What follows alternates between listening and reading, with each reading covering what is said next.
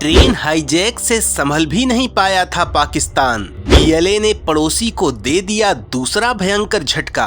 किया इतना तगड़ा धमाका कि 90 सैनिकों के उड़े चीथड़े।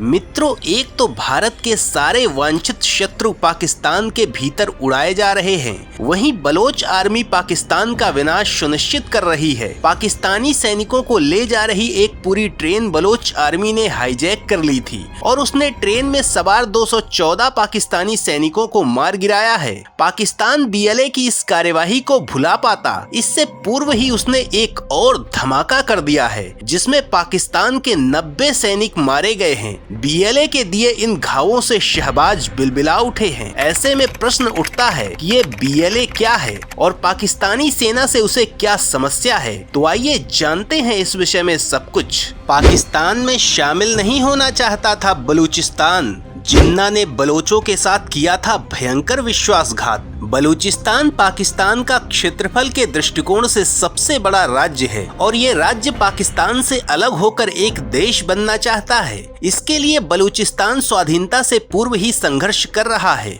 बात बन भी गई थी, किंतु जिन्ना ने विश्वासघात कर दिया था। अब बलोचों ने अपनी सेना बना ली है और पाकिस्तान के विनाश के लिए किसी भी सीमा तक जाने को तैयार है। बलोचों की तैयारी और स्थिति के विषय में हम आपको बताएंगे, किंतु इससे पूर्व हम आपको बलूचिस्तान के इतिहास से परिचित कराना चाहेंगे, जिससे आप पाकिस्तानी अत्याचारों का सत्य जान सकें। जहां आज बलूचिस्तान है, इस स्थान का इतिहास 9000 वर्ष प्राचीन है। तब यहाँ मेहरगढ़ हुआ करता था। ये सिंधु सभ्यता का मुख्य शहर था। 3000 वर्ष पूर्व जब सिंधु सभ्यता का अंत हुआ तो यहाँ के निवासी सिंध और पंजाब में बस गए। इस समय यहाँ वैदिक सभ्यता थी। यहाँ हिंदुओं की प्रमुख शक्तिपीठ हिंगलाज माता का मंदिर भी है। 7वीं सदी में अरब आक्रांताओं के आक्रमण के पश्चात यहाँ इस्लामीकरण हुआ। मुगलों के शासन के समय बलूचिस्तान के कलात में हिंदू राजवंश का शासन था। इस वंश को शेवा वंश के नाम से जाना जाता था। इस राजवंश की प्रसिद्ध शासक रानी सेवी थी।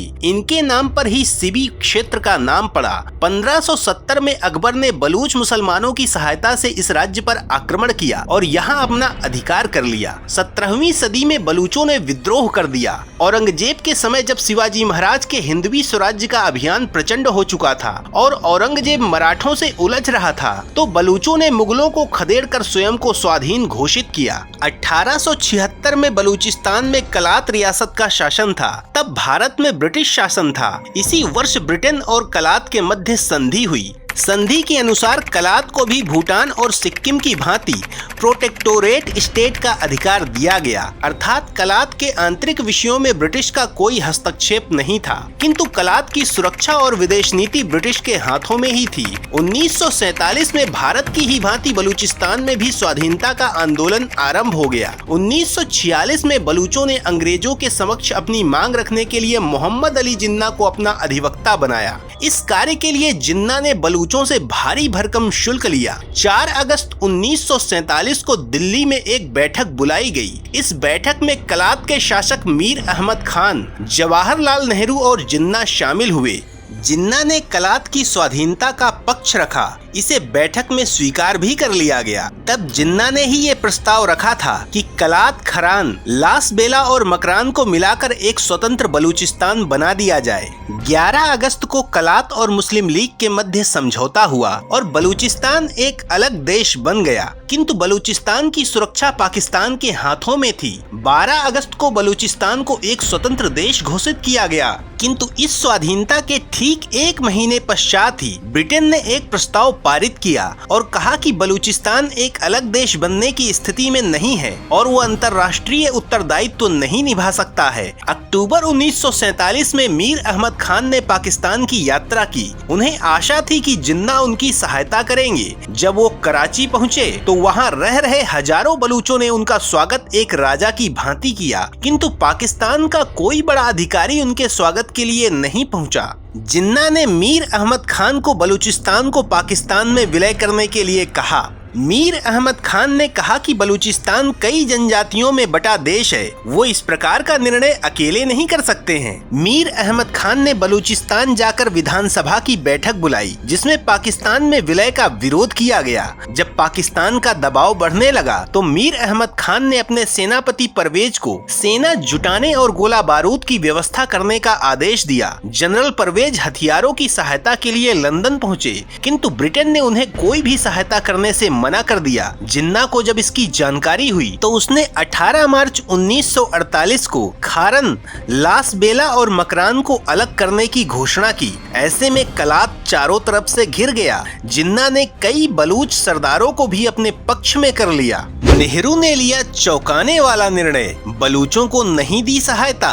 पाकिस्तान ने बलपूर्वक मीर अहमद खान से किया समझौता। ऐसे में मीर अहमद खान ने भारत से सहायता मांगी, किंतु भारत सरकार ने इस मांग को अस्वीकार कर दिया। 27 मार्च 1948 को स्वयं ऑल इंडिया रेडियो ने इसकी जानकारी दी थी। 26 मार्च 1948 को पाकिस्तानी सेना बलूचिस्तान में घुस गई। अब मीर अहमद खान के पास जिन्ना के सामने आत्मसमर्पण करने के अतिरिक्त कोई विकल्प नहीं था, किंतु पाकिस्तान ने जिस प्रकार से बलूचों की इच्छा के विरुद्ध बलपूर्वक उनकी स्वतंत्रता छीन ली, इससे बलूचों में विद्रोह भड़क उठा। मीर अहमद खान के भाई करीम खान ने बलूच राष्ट्रवादियों का संगठन तैयार किया और 1948 में ही पाकिस्तान के विरुद्ध विद्रोह कर दिया। पाकिस्तान ने इस विद्रोह को उस समय दबा दिया था, किंतु विद्रोह की ये अग्नि भीतर ही भीतर धधकती रही। 2005 में एक ऐसी घटना हुई जिसने बलूचों को पाकिस्तान के विरुद्ध भड़काकर अंगारा बना दिया। 2-3 जनवरी की रात को बलूचिस्तान के सुई क्षेत्र में पाकिस्तान पेट्रोलियम लिमिटेड चिकित्सालय में कार्य करने वाली महिला डॉक्टर शाजिया खालिद अपने कमरे में सो रही थी और इसी समय पाकिस्तानी सेना के एक कैप्टन ने उसका बलात्कार किया। इस कैप्टन पर कार्यवाही के स्थान पर उसका बचाव किया गया। इसका कारण ये था कि वो राष्ट्रपति जनरल परवेज मुशर्रफ के अत्यंत निकट था। इतना ही नहीं,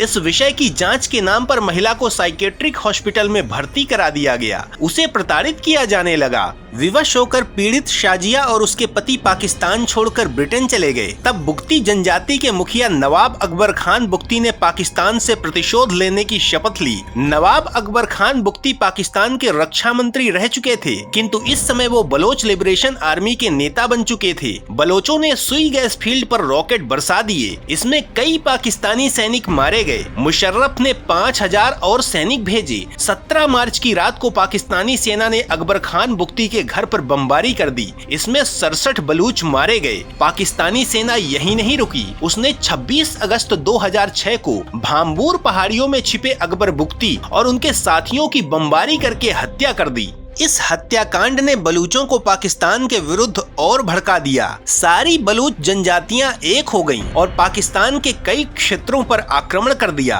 तत्कालीन राष्ट्रपति परवेज मुशर्रफ की हत्या का भी प्रयास किया गया। अकबर बुगती के पश्चात बीएलए का नेतृत्व नवाब जादा बलाच मिर्री ने संभाला। 2007 में पाकिस्तानी सेना ने उसकी भी हत्या कर दी। 2009 से बलोचों ने पंजाबियों को लक्ष्य बनाना आरंभ किया है। इस वर्ष बलूचों ने पाकिस्तान में 500 से अधिक पंजाबी मार दिए थे। इसके पश्चात पाकिस्तानी सेना बलूचों को गायब करने लगी। पिछले 15 वर्षों में 5000 से अधिक बलूच या तो मार दिए गए हैं या किसी ऐसे स्थान पर बंदी बनाकर रखे गए हैं जिसके विषय में किसी को कोई जानकारी नहीं है। यदि बलूच लिबरेशन आर्मी की शक्ति की बात की जाए तो एक समय इस संगठन के पास 6000 योद्धा थे, किंतु वर्तमान में उनकी संख्या के विषय में कोई स्पष्ट जानकारी नहीं है। किंतु इतना तो है कि वो पाकिस्तानी सेना के लिए साक्षात यमराज बन चुकी है। पाकिस्तान का भारत पर ये अभियोग है कि भारत की गुप्तचर संस्था R&AW बलूचों को सहायता करती है और 2014 के पश्चात बीएलए भयंकर आक्रामक हो गई है। ये वही समय है जब भारत में नरेंद्र मोदी प्रधानमंत्री बनकर आए थे। तो मित्रों, बलोच लिबरेशन आर्मी पर आपका क्या कहना है? कमेंट में अवश्य बताएं और चैनल को सब्सक्राइब करके बेल आइकन दबाना ना भूलें।